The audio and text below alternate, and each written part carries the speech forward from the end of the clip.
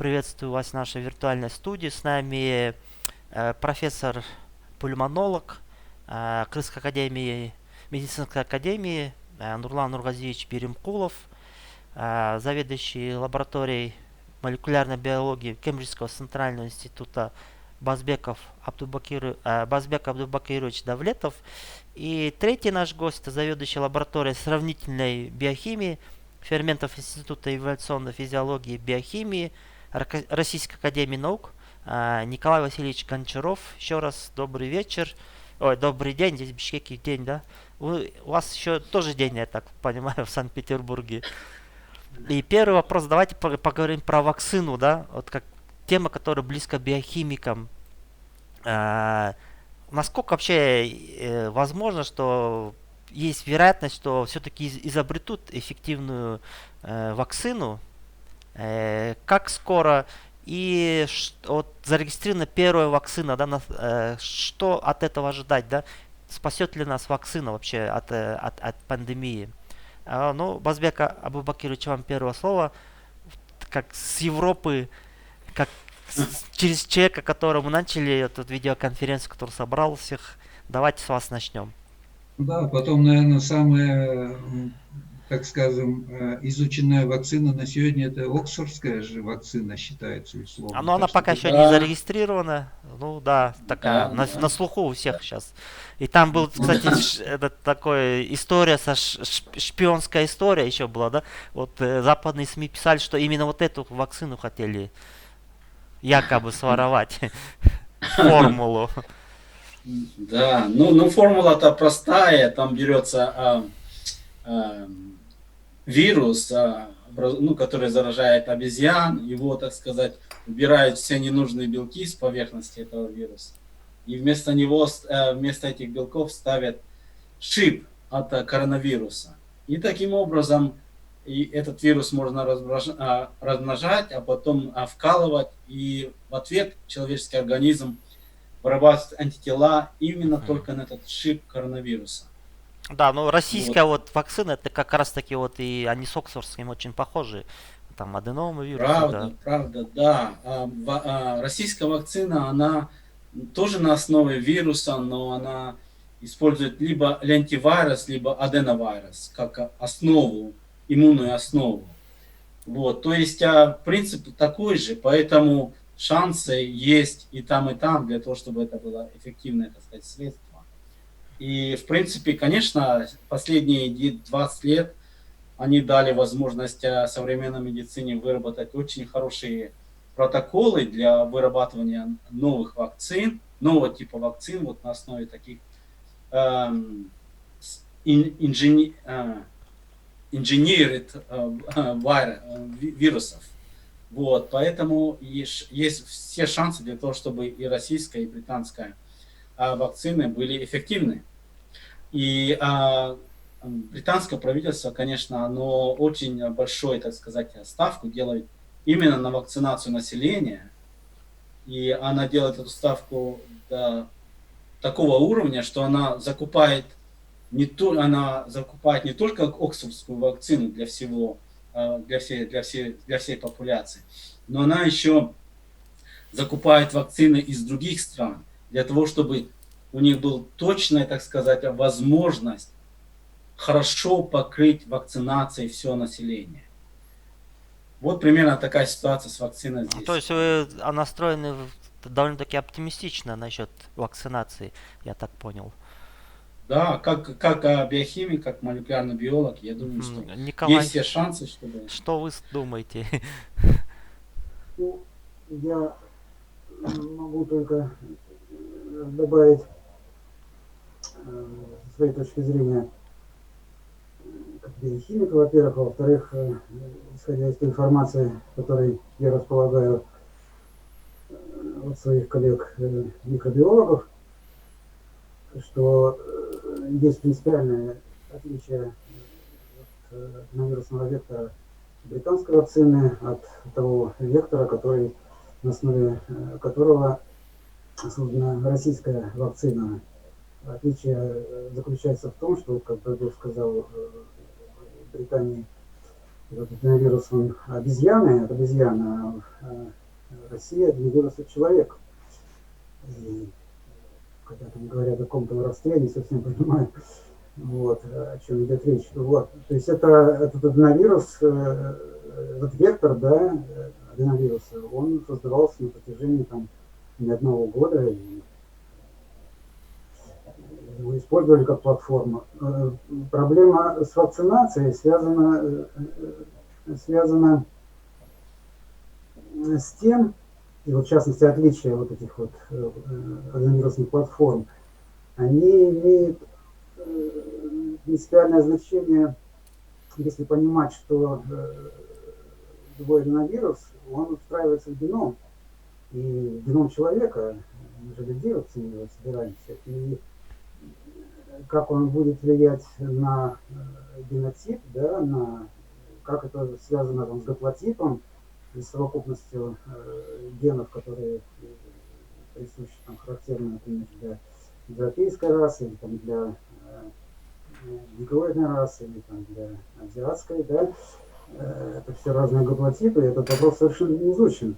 В любом случае, аденовирусная платформа, она не инертна, и как она будет влиять, повторяю, никому не известно, это вопрос еще не изучен. Вот. Кроме того, важно понимать, что иммунитет формируется не только вот на встроенный ген коронавируса, но иммунитет формируется и вот на этот самый аденовирусный вектор обезьяны или человека. Опять же, иммунитет, надо понимать, формируется в организме человека. И как это будет накладываться формирование иммунитета к аденовирусу с одной стороны и к коронавирусу с другой стороны, тоже вопрос не изучен. С этим связано, в частности, время действия, время эффективности вот этой вот предполагаемой вакцины. Естественный иммунитет, он, если сформирован там, без всякой вакцинации, да, то он тоже отличается очень сильно. Например, у SARS, первая история с коронавирусом, которая возникла в 2002-2003 году, там, естественно, иммунитет, когда он был сформирован, он держался порядка 10 лет. А вот аналогичное заболевание, которое там вспыхнуло спустя 7 около того лет, это вот МЕРС, да, ближневосточная лихорадка, там он держался 5 лет. Сейчас вот в случае с вакциной, которая в России зарегистрирована, заявлено, что в частности институт имени Гумалея, директор Гинзбург, да, заявил, что вакцинация создаст иммунитет на 2 года. Но это как бы взята цифра с потолка, откровенно говоря, и никаких гарантий, что она будет держаться 2 года, не существует. Хорошо, конечно, надо понимать, надо верить, что это, если говорить профессионал, академик, то, может быть, так оно и будет. Но если это будет там, даже 1,5 года, это будет хорошо. Но если это будет год, то это уже будет плохо, потому что, значит, тем более меньше, да, то это будет означать, что через год надо будет делать повторную вакцинацию. Это означает, что вероятность уже возникновения иммунитета к вот этой вот аденовирусной платформе резко возрастает. И, соответственно, будет уменьшаться вероятность возникновения специфического иммунитета к коронавирусу. Понимаете? Да. Очень много вопросов неизученных, как и в России с российской вакциной, так и в Британии и во всех других странах. То есть здесь надо понимать, что политика политикой, но мы вот стараемся с Розбеком предварительно, вот даже этот вопрос отдельно обсуждали, что желательно, чтобы в нашей беседе было как можно меньше политики, как можно больше науки.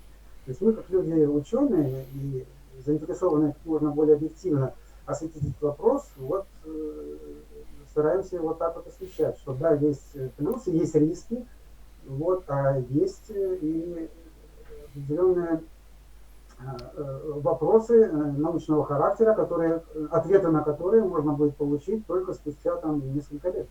Да, действительно, вопросов сложных очень много. И, наверное, во всей этой дискуссии, наверное, самый легкий вопрос — это вопросы политического характера. Нурлан Нургазеевич, вот сейчас мы говорили про вакцину, но речь шла о странах, в которых есть научная база, да, для разработок. Есть деньги, которые могли бы закупить, там, наладить производство, масштабирование, да, вакцины. Вот как вот в этом случае быть нам, кыргызстанцам, в которую как бы мы только ждем, как бы если только богатые страны разработают вакцину, произведят ее, масштабируют. Вот как нам, кыргызстанцам, быть с вакциной? Ждать ли кого-нибудь, очередную гуманитарную помощь? Или какие-то есть варианты все-таки, на ваш взгляд? Ну, к сожалению, да, у нас в Кыргызстане на сегодня нет никаких, наверное, возможностей разработать такую вакцину.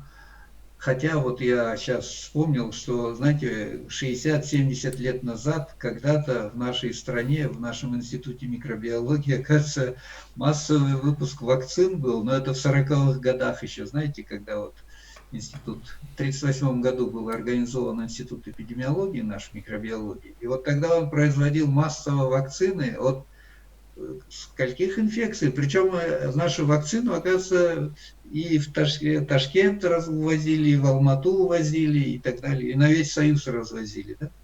Сегодня, к сожалению, у нас своей вакцины нет, и, вероятно, возможностей тоже. И единственный вариант нам, наверное, дождаться, когда же будет вакцина доступна из других стран. Ну вот, российская вакцина фактически уже объявлено, что она готова, и Россия, насколько я знаю, она уже нам предложила, а наше министерство, в общем-то, даже уже, по-моему, выразило согласие, что будет закупать эту вакцину. И тут сегодня, конечно, главный вопрос, чтобы эта вакцина, ну, достаточно была эффективная, качественная и безопасная, да. И вот сегодня, наверное, собственно, вокруг всех вакцин вот этот вопрос стоит, чтобы их изучили достаточно хорошо, и чтобы было доказано, что они эффективны, что они безопасны. А вот вопрос, насколько они протянутся, их действия, это, по-моему, все действительно, это только время, наверное, покажет. А сейчас это все, единственное, можно только прогнозировать в той или иной мере, и конкретное что-то сложно сказать. Будем надеяться, что вот и в России, и в Англии очень качественные вакцины будут разработаны, и мы получим возможность и ту, и другую получить, да? Ну да, конечно, будем надеяться. Так очень... Лучшую, да? Да, ну Но я вот вопросов... хотел, Да. я бы хотел спросить у Николая насчет аденовируса, который, так сказать, он упомянул, что он человеческого, так сказать, происхождения. Какая это конкретно болезнь-то была аденовирусная? Это не простуда или что такое? Да, это я не микробиолог и не вирусолог, поэтому Но имеется в виду, это вот сказать, вот, назвать штамм источник заболевания. Вот. Но, насколько мне известно, это вот действительно аденовирус одного из респираторных заболеваний, которые являются сезонными и возникают там, в популяции любой страны ежегодно. Как правило, это не очень... Наверное, это грипп. Человеческий. грипп, там вирус гриппа. А здесь... Утверждать с большой точностью, но насколько я помню, это все-таки не грипп, а одно из вот, разновидностей ОРЗ, острых респираторных заболеваний. Ну я сейчас посмотрю тогда. Я посмотрю, потом по ходу дела мы на этот вопрос ответим. Да. Давайте. Обычно, как всегда, в этом случае говорилось про про аденовирус шимпанзе или гориллы, как бы это, наверное, такой момент. Поэтому Базбек так заинтересовался этим вопросом. Но давайте еще вот на такую тему поговорим, раз что мы собрались из 3 стран, да, представители 3 стран. Вот есть страны, у которых много ресурсов, много и научной базы, большой исторический опыт борьбы с эпидемией, вот как Великобритания, да. есть, ну, Россия тоже. Тем не менее, ситуация в Великобритании это одна из самых зараженных, пострадавших стран на европейском континенте, да. Вот в чем была вот причина, да, и какие вы видите, Базбек, причины, что так сложилась ситуация? И получается, что вопрос не только как бы финансирования, да, в ресурсах страны. Ваш вопрос насчет Великобритании Да. в плане, да. Почему это Ну, самое поставлено? Ну, то же самое с Соединенных Штатов Америки, да? Ну да, дело в том, что здесь есть несколько факторов, которые привели к тому, что здесь получилась такая высокая, так сказать, смертность, несмотря на хорошее развитие медицины. Дело в том, что здесь, давайте, так сказать, я перечислю эти факторы, которые я считаю, наверное, привели к этому. Во-первых, большая плотность населения в таких мегаполисах, конгломератов, как Лондон, Нью-Йорк и так далее. То есть, конечно, по сравнению с Киргизией, скажем, или с Бишкеком, конечно, там 10-20 миллионный конгломерат людей, которые живут очень плотно, это один фактор. Второй фактор это то, что в этих конгломератах, конечно, еще большой процент есть чернокожих людей, то есть расовые, так сказать, разница в расовом составе. И как многие исследования показали здесь и в Англии, и в Америке, чернокожие, они более подвержены и сильнее, так сказать, болеют, и смертность у них гораздо больше. То есть там есть много разных социально-экономических факторов, вот. И это все, так сказать, будут изучать, но тот фактор, то, что, так сказать, чернокожий состав, в смысле, процент населения, он более подвержен, это тоже один из факторов. И третий фактор, это то, что все равно в этих обществах вот, количество старых людей гораздо больше, чем в Дагестане, скажем, где более молодое население по составу. Вот. И, как вы знаете, больше всего ковид, он, так сказать, поражает людей за 60. Вот. И больше всего смертность это там 70-80 лет и так далее. То есть поэтому есть здесь несколько факторов, которые могут объяснить высокую смертность в Англии там, и в Америке. А что вы думаете насчет действий правительства? Ведь они сейчас, и насколько я знаю, она подвергается большой критике за действия кабинета премьер-министра Бориса Джонсона. Да. Да. Да, конечно, но это же была такая чрезвычайная ситуация, которая, так сказать, не была, так сказать, конкретных правил, как действовать в такой ситуации. Поэтому все, так сказать, делалось, так сказать, на уровне интуиции. Конечно, у нас был пример Италии, где там на 2 недели раньше все происходило. Вот. И, в принципе, Великобритания, она, так сказать, повторила все шаги, что были в Италии, но с 2-недельным опозданием. Ну, 2 недели, наверное, недостаточно для того, чтобы сориентировать государственную машину, чтобы она все делала правильно.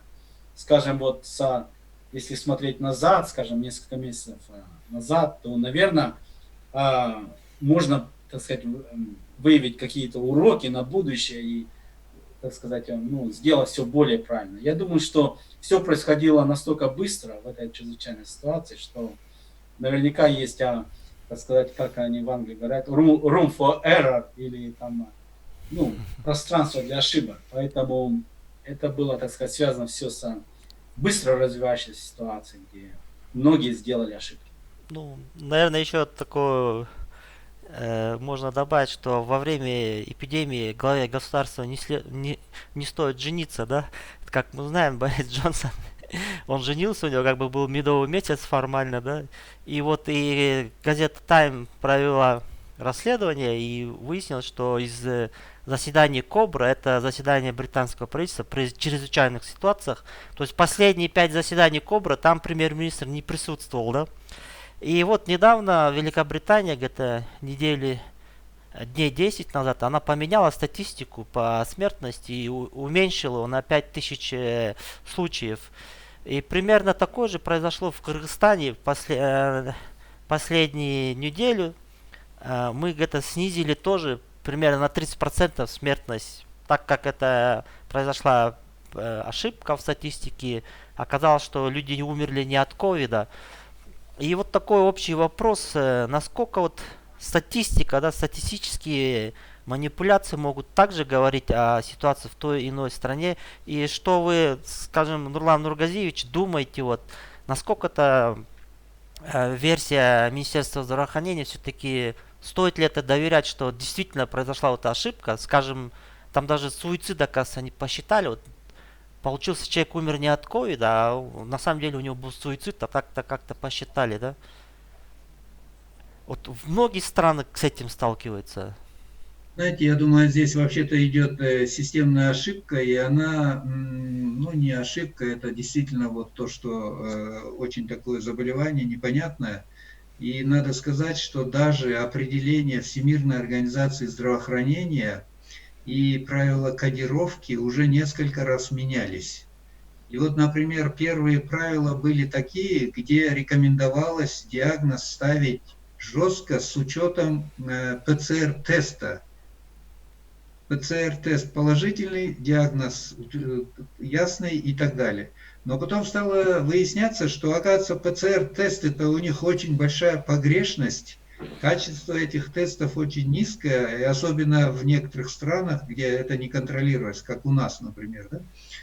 И только в последнее время, например, ВОЗ уже дало, больше стало указаний давать, что, знаете, и там, где есть клиника, где есть рентгенологическая картина, лабораторные данные, но даже если ПЦР отрицательный, мы все-таки эти случаи тоже должны регистрировать как ковирусная инфекция, но ставится диагноз вероятный, возможный и так далее. Да?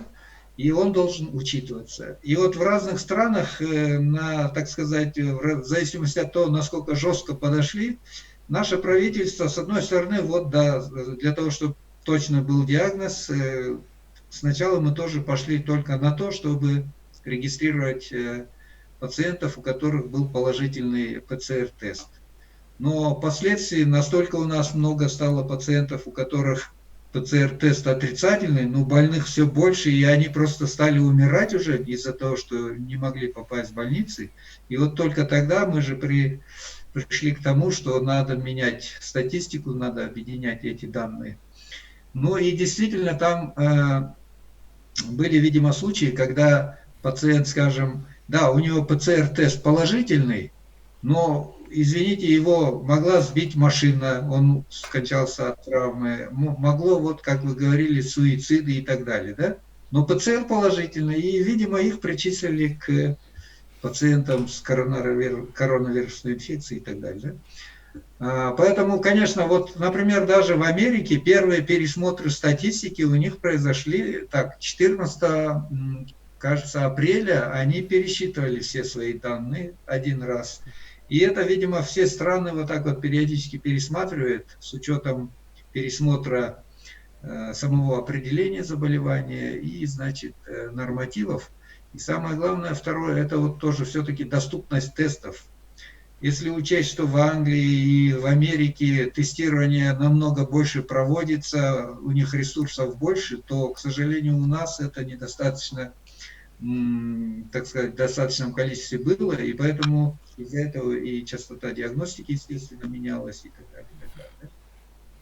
Поэтому действительно вот эти все абсолютные цифры, они очень достаточно такие, скажем, далеки от истины и требуют при анализе большой осторожности говорить, да, что там-то больше, там-то меньше и так далее, и так далее. Ну да, мне кажется, действительно еще статистику будет не раз пересматриваться и в эту сторону, и в ту сторону. статистика остается статистикой, но Да, и тут это, видимо, время покажет уже последующий анализ, где мы ошибались больше, где меньше и так далее. да, это как бы для анализа. В общем-то, у нас, я думаю, наверное, как и по всему земному шару, сейчас очень обсуждается вопрос подготовки к школе, как это будет. Довольно много публикаций есть, что когда прекратились занятия, когда закрыли школы, вузы, заболеваемость все-таки точно снизилась на 60-70%, ну, в разных регионах по-разному, в зависимости от степени, так сказать, закрытия. И, соответственно, сейчас, в общем-то, везде ожидается, что есть возобновление занятий, опять же, приведет, конечно, может привести к росту, поэтому в разных странах разные подходы. Ну вот насколько было у нас, по-моему, сообщение Министерства образования, что занятия в школе возобновятся в основном по дистанционному варианту, и только, по-моему, сказали, первые классы Да, будут. это правильно. И причем тоже, видимо, это не будет целый день, и, насколько было сказано, все школы сейчас к этому готовятся.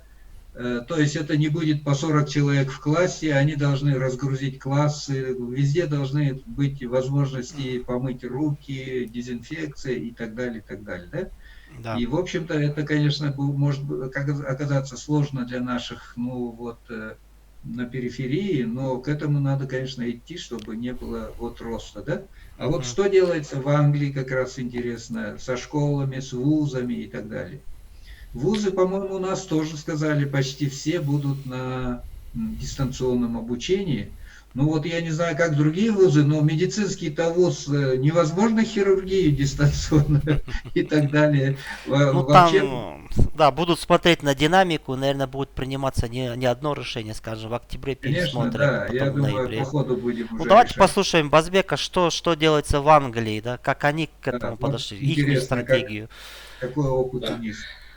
Вот, хороший вопрос, спасибо. Я должен вам сразу ответить, что ситуация, подход в Англии к школьному обучению кардинально отличается от того, что вы сказали, что происходит в Кыргызстане. В Англии говорят, что обязательно нужно открыть все школы, потому что школьное обучение, оно настолько важно, что, так сказать, минимальная возможность, так сказать, заражений и смертей, как вы знаете, практически нет у детей. Так сказать, это никак не может балансировать закрытие школы. Здесь много других, так сказать, аспектов, потому что школы, они не только, так сказать, затрагивают детей, хотя детей они затрагивают по очень сильно, но они тоже затрагивают и родителей, которые не могут пойти и спокойно на работу и знать, что дети, так сказать, под присмотром, они занимаются обучением и так далее, и так далее. То есть здесь есть такой большой социальный вопрос. Поэтому последние 2-3 дня в главных газетах Британии все очень сильно, и там ученый совет правительственный, и сам Борис Джонсон, вот сегодня в больших газетах все написано, что это жизненная необходимость для детей пойти в школу. И я должен вам сказать, что все классы пойдут, как обычно, в школу. Вот. Но они принимают какие-то меры для того, чтобы, так сказать, там эти вот санитайзеры, станции санитайзеров, то есть где можно нажимать, выжимать, руки протирать. Потом Все протирание... контроля будут соблюдены, да, вероятно? Да, протирание парт после занятий, так сказать. Вот эти все, так сказать, будут введены. Кроме того, не будет бумажных таких тестов, все уже будет электронные тесты. То есть домашние задания тоже будут все электронные, чтобы никто, так сказать, ничего не трогал лишний раз. Поэтому они на самом деле считают это настолько важным, чтобы дети пошли в школу, что это приоритет правительства. Поэтому я очень удивлен, что в Кыргызстане они хотят открыть школы только для 1 класса. Да, но вот в частных школах, вот сейчас я спрашиваю у коллег, у знакомых, в частных школах, в принципе, при определенных условиях касса можно открыть. Ну, там, как обычно, должно быть дистанция, определенные там санитарно-гигиенические условия. Тогда можно открыть. К сожалению, наши школы государственные, они как бы перегружены, и не получается открыть все сразу. И Но, вот решили... здесь речи нет, что они не будут они откроются для всех. Другой вопрос, что старшие классы будут дистанционно больше заниматься, но, видимо, у них будет изредка какие-то собрания и так далее, но Да, это уже каждая школа, видимо, в зависимости от своих условий да, будет решать. правительство обещает пересмотреть это решение в октябре, вот после первого месяца. Если там Да, будут что-то, какие-то оптимистичные там данные, тогда, возможно, да. и оффлайн будет Да. учиться.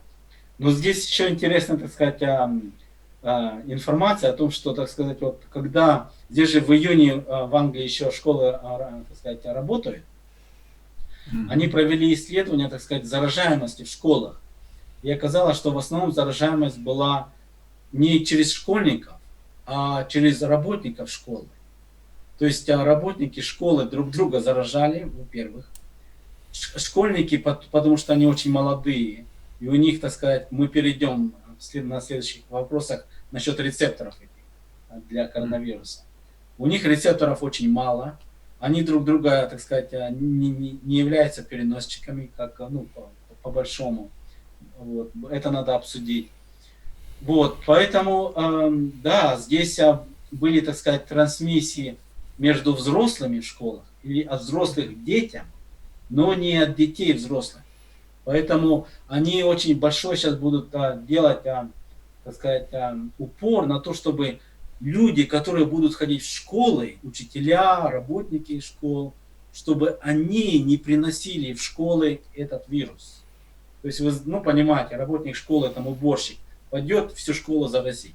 Поэтому, потому что с их точки зрения именно взрослые работники школ, они являются переносчиками. Да, сейчас появляется очень много исследований, как бы в целом вирус остается мало изученным, и появляется очень много противоречивых исследований. Там где-то дети являются бессимптомными переносчиками. Здесь в вашем случае, говорите, в Англии говорят, что от взрослых детей заражают и так далее. Я хотел просто напомнить, Николай, у нас вопрос был, как там к школьному году подготовиться, как в Кыргызстане у нас учатся. Решили онлайн, кроме первого класса. Великобритания вот сейчас нам рассказал Базбек, да, как там ситуация складывается. Вот в Америке, да, это большая дискуссия, да, они сейчас об этом говорят. В Германии. Ну, кстати, у них вот вчера были данные по школьникам, у них там началась резкая вспышка среди школьников после начала учебного года. Вот такой вот тогда следующий. Николай, вот что-то хотели бы добавить насчет школьного образования в России, да. Я могу добавить не столько по поводу образования как такового, вот, ну, тут общие фразы с моей стороны будут состоять в том, что да, будет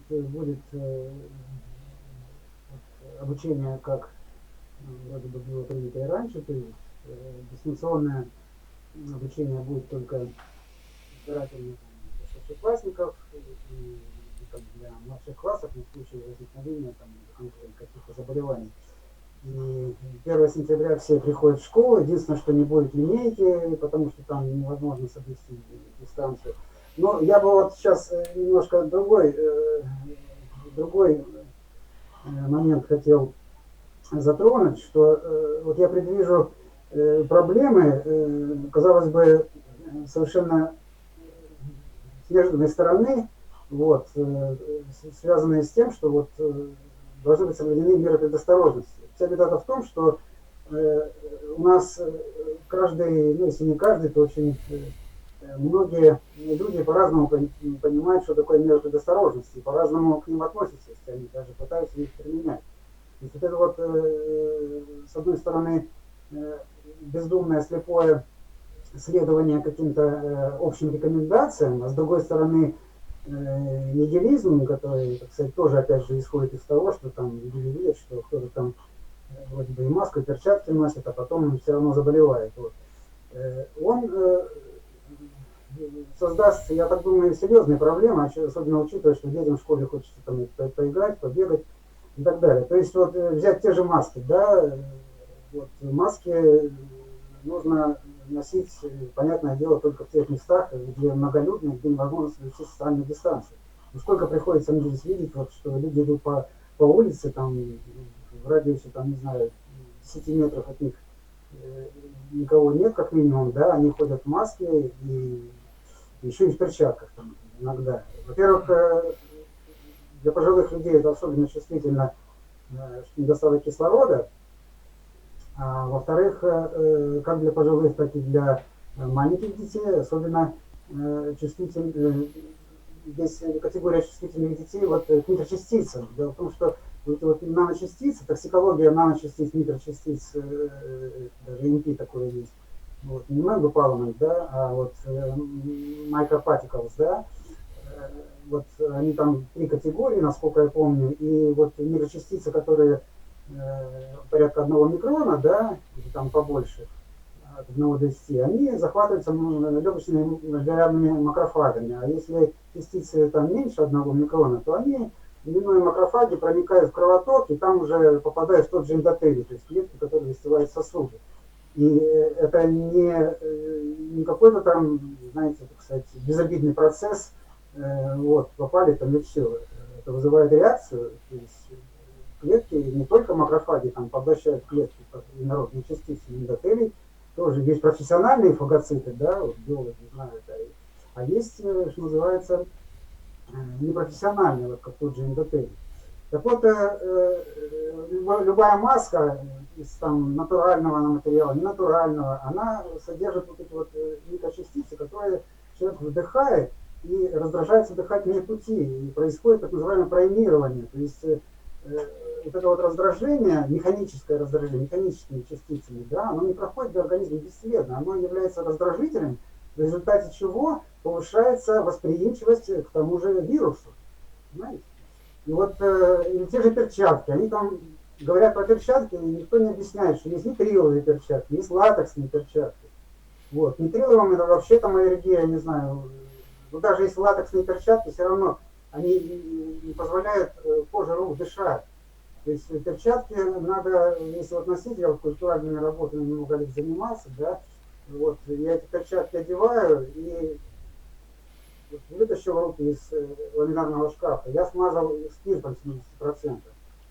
То есть я это могу делать без перчаток, но почему я одеваю перчатки? Чтобы не портить кожу рук, потому что если я целый день в течение дня несколько раз смазываю спиртом, у меня к концу дня, там, если не первый, то на второй день начинает кожа шелушиться, понимаете, высыхает. То есть для этого спиртом добавляют сейчас там глицерин. Но, повторяю, перчатки, вот, их надо вот носить только в ситуации, где совершенно непредсказуемая ситуация с поверхностями, где вы видите, что большой риск. Итак, значит, одели, вот, это, на мой взгляд, человека, который знает, что такое работать в стерильных условиях, от чего возникают там проросты, заражения бактериальные клеточных культур, понимаете, да? А стало быть, вот эти вот проблемы распространения и факторы, которые влияют на распространение вот бактерий, в общем-то, вирусов, они мне очень хорошо известны, хоть я и не вирусолог, вот, как я уже сказал. Так вот, вот эти вот, ну так, на мой взгляд, если мы уже говорим о перчатках, то правильнее всего одевать вот эти вот рабочие, дешевые хлопчатобумажные перчатки, которые пористые, понимаете, которые можно постирать легко, они при этом не испортятся. Стоят они так же самое, что это, но они действительно многоразовые.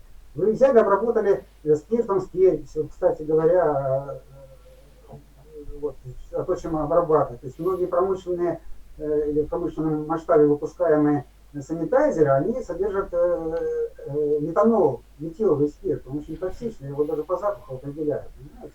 То есть экономят люди на этаноле, на спирте, на обычном. А вот, Николай, говорят, что в последнее время появилось много исследований, что в принципе через поверхность заражение идет гораздо меньше, чем думалось раньше, в начале эпидемии. То есть идет, больше идет воздушно-капельным. Конечно, конечно. То есть если даже оседает вот, вирус на какие-то поверхности, он там долго не живет. И уже даже вот недавно я читал какие-то исследования, что меньше всего как раз вирус, чуть ли не в Англии проводили эти исследования, так вот разные поверхности брали, там искусственные какие-то синтетики, пластик. Так вот, выяснилось, что меньше всего вирус живет на хлопчатобумажной поверхности. Понимаете? Вопрос о перчатках, материале. То есть вы одеваете рабочие перчатки, которые пористые, в которых руки не потеют, никакой аллергии на них не будет. Их можно продезинфицировать, постирать и так далее. И то, повторяю, в тех случаях, а если в школе поверхности парт, например, будут регулярно обрабатываться санитайзерами, там, об их составе я немножко сказал, это можно еще долго разговаривать. Так вот, тогда вообще нет необходимости перчаток. Главное, что для чего перчатки? Что если у вас руки заражены, предполагается, вы касаетесь, там у вас привычка, касаетесь лица, и у вас есть вероятность того, что попадет на слизистые, да, глаз, там, в носу кто-то там поковыряется, понимаете, вот. То есть если у человека на лице маска, то она уже предохранит там, от какого-то такого непроизвольного контакта рук с поверхностью лица. Вот. А если лица не касаться, если это уже в культуру вошло, что надо понимать, что там не важно, чистые руки, не грязные, но лучше вот. То есть это связано с тем, что по большому счету, на мой взгляд, в школах надо, кроме вот каких-то общепринятых, не всегда понятных здравомыслящему человеку мер предосторожности, нужно вводить специальные, я бы сказал, уроки по типу ОБЖ, да, безопасности жизни, но внимание уже уделять вот этим санитарно-гигиеническим каким-то нормам, которые являются частью, в общем-то, культуры любой нации, любой народности, без которых, в общем-то, невозможно было бы выжить. Просто сейчас появился некий такой общий знаменатель, да, некая такая общая опасность, и здесь уже независимо там от расы, от страны и так далее, будут для всех общие такие вот какие-то меры, которые надо принимать, но принимать, повторяю, не бездумно, а понимая, что за этими мерами стоит. Иначе, вроде бы соблюдая формальные какие-то меры предосторожности, можно на самом-то деле привлечь обратный эффект, получить обратный эффект. Как я уже сказал, вот с теми же микрочастицами. Я вот сам маску, так сказать, вот ношу, и вот чувствую, когда уже там долгое время в метро мне приходится через весь город ездить, да, я уже чувствую, что на меня воздействуют эти вот микрочастицы, которые я вдыхаю, поэтому я выхожу на поверхность и сразу эту маску снимаю. Кроме того, если человек заболел, не дай бог, там, коронавирусом, он, да, он обязан носить маску, он предохраняет окружающих людей от заражения. Но в то же время для него самого эта маска уже может служить инкубатором. Он выдыхает воздух, там частицы с этим вирусом, они седают на этой маске изнутри, потом он их вдыхает в себя, понимаете? То есть у него получается вот такое ускоренное по экспоненте, что ли, самозаражение. Ну ладно, Николай, вы сейчас как бы говорите про такой разумный подход взрослого человека. Это в школе объясняют, понимаете, вот на специальных уроках. А об этом никто не говорит. Вот о мерах безопасности говорят, а вот о каких-то там уроках специальных, посвященных культуре ношения тех же масок, перчаток, я что-то не слышал. Ну, говорят же про очень знаменитый такой уже как бы эталонный шведский подход, да, когда все оставляется на усмотрение взрослого человека, который как бы в каждой отдельной ситуации он ведет соответственно, чтобы не заразиться. То есть, если, как вы говорите, в метро там в маске, вышел там без маски, как бы вне помещения без маски, все вот эти моменты, да, учитываются. Ну, давайте, может быть, начнем уже закругляться, наверное, такую, в последнюю такую тему, наверное, самая сложная, такая неблагодарная, это вот прогнозирование, да. Конечно, в этой ситуации с вирусом, в принципе, очень трудно прогнозировать. Но у каждого человека есть мнение, тем более, если это человек ученый, да. Вот говорят сейчас про вторую волну, как говорят, что на следующий год он уйдет, не уйдет, придумают вакцину, все, не уйдет. Вот как вы вот думаете, когда это все-таки... Вообще, вторая волна, да, вот мы как бы в Кыргызстане здесь после первой волны ждем, мы как бы вторую волну вот осенью, да, с похолоданием. И другие люди, там, ученые прогнозируют насчет, когда-то все это закончится. Вот что вы думаете, вот ваше мнение, да? Есть ли какое-то ваше мнение насчет этих вопросов? Базбек, давайте вы, как теоретик, фундаментальщик, ваше мнение. Ну, но я, честно говоря, так сказать, не эпидемиолог, но я могу, так сказать, привлечь данные из очень большой эпидемии, которая случилась в 18 году прошлого века, 100 лет назад, где, так сказать, испанская лихорадка, она затронула все глобальное человечество по всему миру и привела 50 миллионов, так сказать, жертв.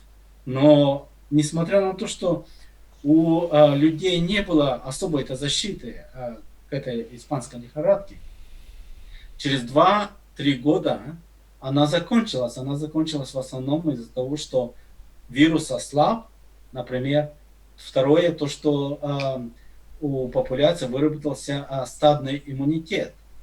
То есть даже в таких самых экстремальных, неблагоприятных условиях это не продлилось больше, чем 2-3 года. Вот. Ну, здесь интересно есть биологические, так сказать, вопросы, но я думаю, что я хотел бы на этом остановиться и дать слово Николаю Нурлану Нургазиевичу. Я со своей стороны могу что добавить, что на сегодняшний день нет никаких оснований, что вот этот новый коронавирус обладает какой-то сезонностью. То есть говорить о второй волне, когда, по сути дела, еще не прошла первая, не совсем правильно. То есть если и будет некое подобие второй волны, то это будет связано исключительно с тем, что вот, осенью, там, может быть, люди будут в той же школе, да, или там на производстве в более тесных условиях работать, когда похолодание произойдет, там нет возможности, может быть, так проветривать помещение, да, где-то там соблюдать дистанцию. Разумеется, прохладный климат, он провоцирует и восприимчивость к другим заболеваниям. И здесь очень важно действительно не путать, отделять, как говорится, мух от котлет, да, что заболеваемость острыми респираторными заболеваниями, инфекциями какими-то, да, или тем же гриппом, но не коронавирусной природы, никто не отменял. Они действительно имеют сезонный, четко выраженный сезонный характер. Вот по поводу, повторяю, коронавируса, вот в России и во многих других странах первая волна-то, в общем, не прошла. В России это, в частности, во многом связано с тем, что вот пика такого острова не было, как в тех же Соединенных Штатах, в Италии, потому что действительно были приняты, там можно спорить там своевременно, не своевременно, но были приняты определенные меры в марте месяце, когда вот вся страна села на карантин, и вот такого четко выраженного пика не было. Он в течение месяца так нарастал, а потом пошло медленное снижение. То есть вот эта вот сглаженность волны, она на самом-то деле является тем фактором, который не позволит говорить о второй волне, по крайней мере в России. Вот я так считаю. Нурлан Нургазиевич. Ну, я думаю, здесь то, что сказал Базбек, наверное, правильно, что понятно, что уже доказано, что вырабатывается иммунитет у всех лиц, которые перенесли. Чем больше этих людей будет, когда-то наберется количество в популяции, достаточное количество лиц с иммунитетом, который, в общем-то, затормозит уже распространение, да? Другой вопрос, сколько времени на это уйдет, вот как Базбек говорит, 2 года, 3 года, или это может быть вот достаточно будет год-полтора и так далее. И это, наверное, нам сейчас невозможно сказать.